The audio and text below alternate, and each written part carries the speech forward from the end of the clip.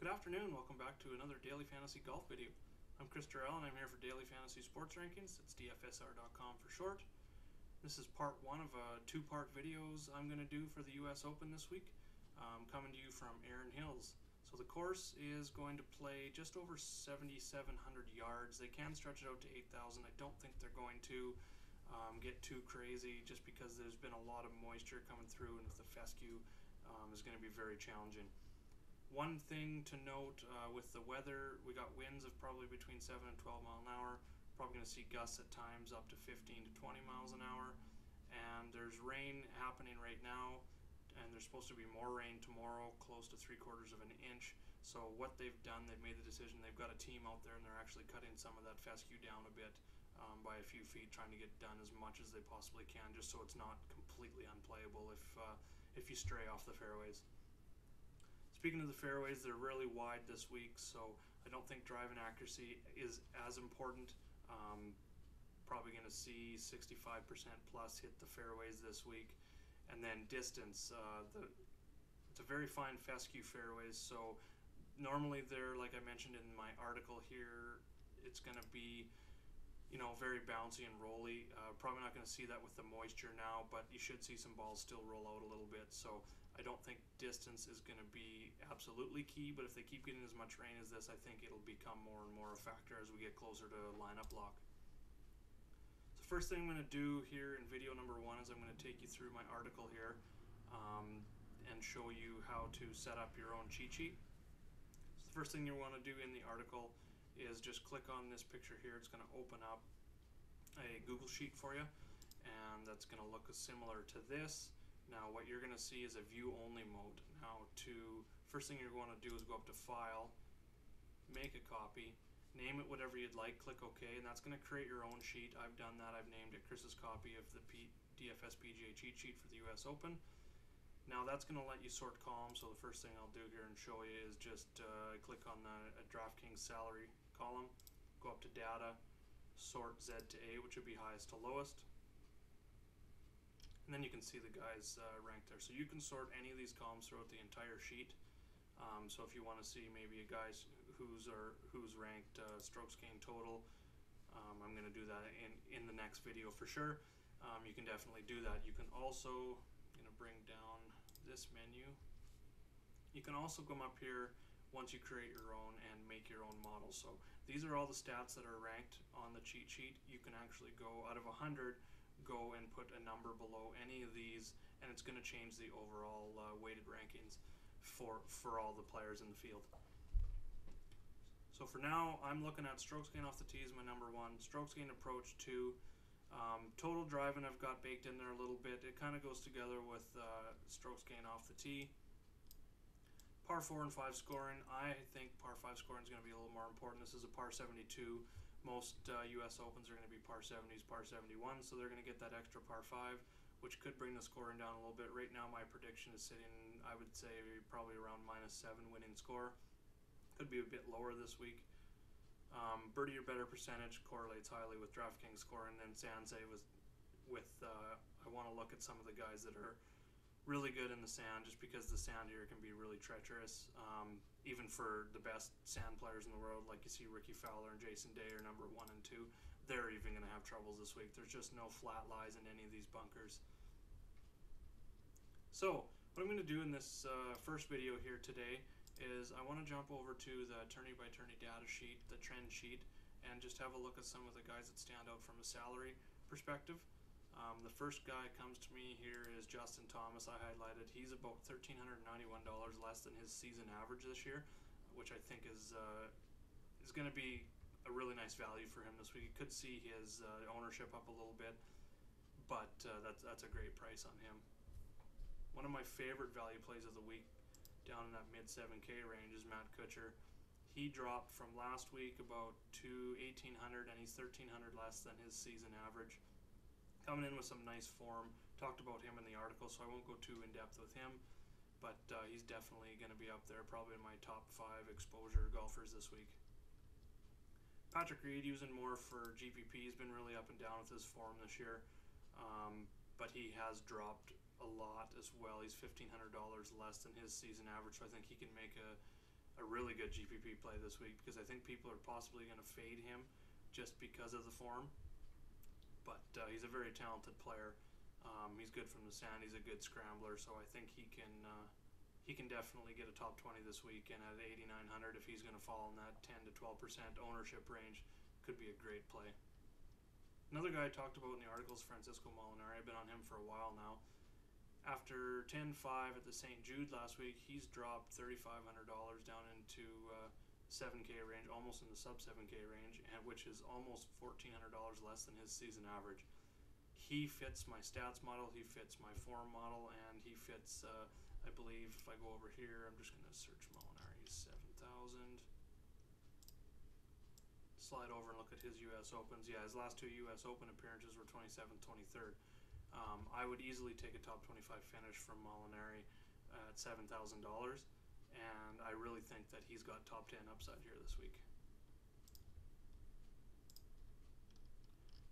And last but not least, way down here in the 6,600 range is Graham McDowell. He's almost $1,000 less than his season average after being 7,500 last week. And I'm just going to go over here and have a look at him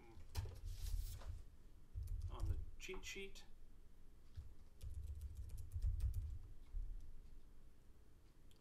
He finished 18th, so he's got some up and down U.S. Open. Now this is a new course, but I still like to look at U.S. Opens because they are played very hard courses. So last year, it looks like, yeah, he had T18, missed the cut the year before. 2014, he had a top 30, missed the cut in 2013, and finished runner-up in 2012. So he's coming in with 2 top 30s, actually 4 top 30s in his last 5 tournaments. So I think at 6,600, he makes a lot of sense.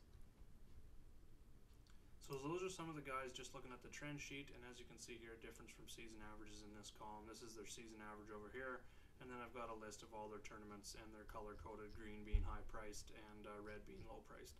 So definitely check that out as you're making your lineups this week.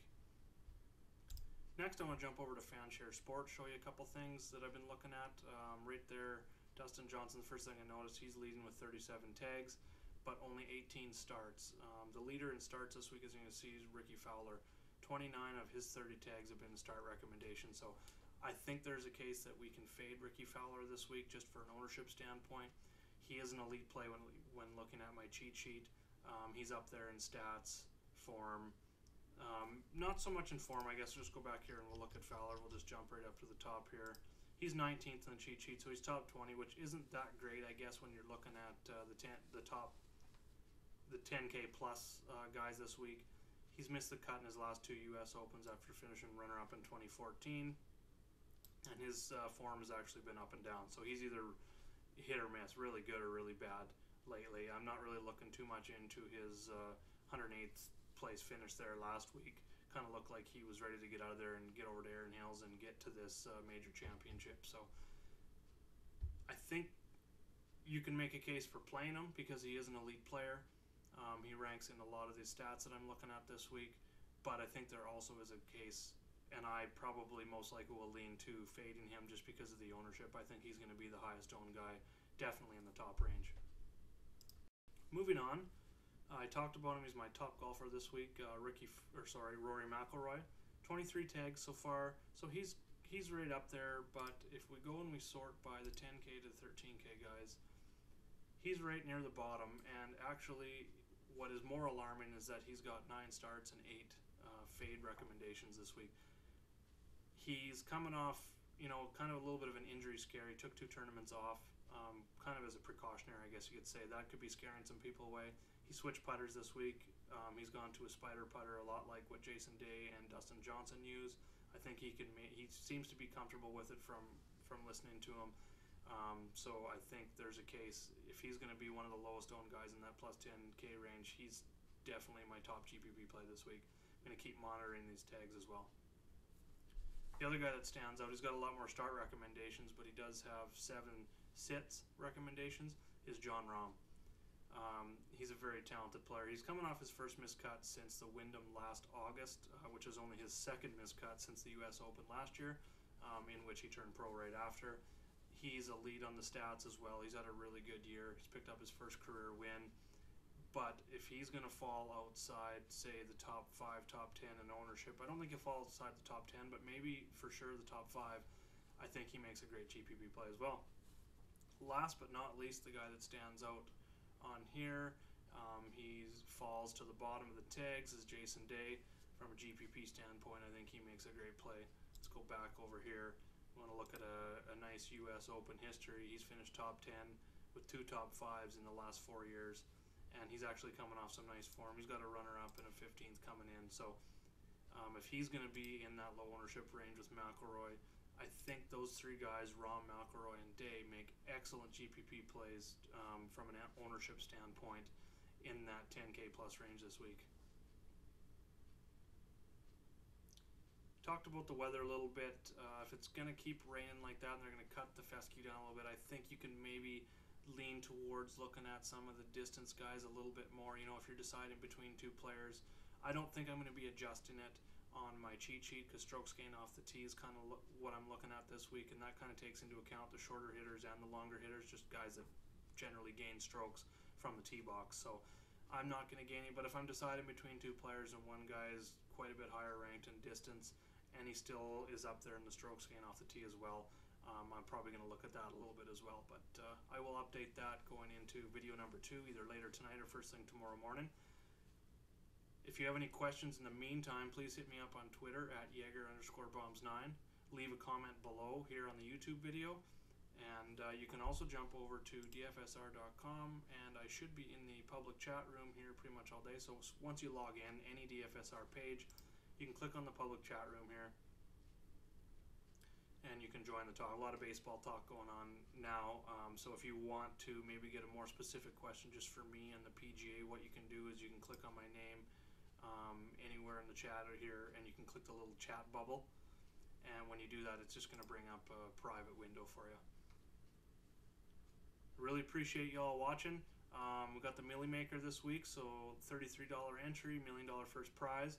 Let's try and get some mega green screens. Please like the video and hit subscribe if you want some notifications possibly when the next videos come out. I do videos for baseball, golf, NASCAR, so stay up to date. There's always something new coming out. Thanks a lot. Talk to you soon.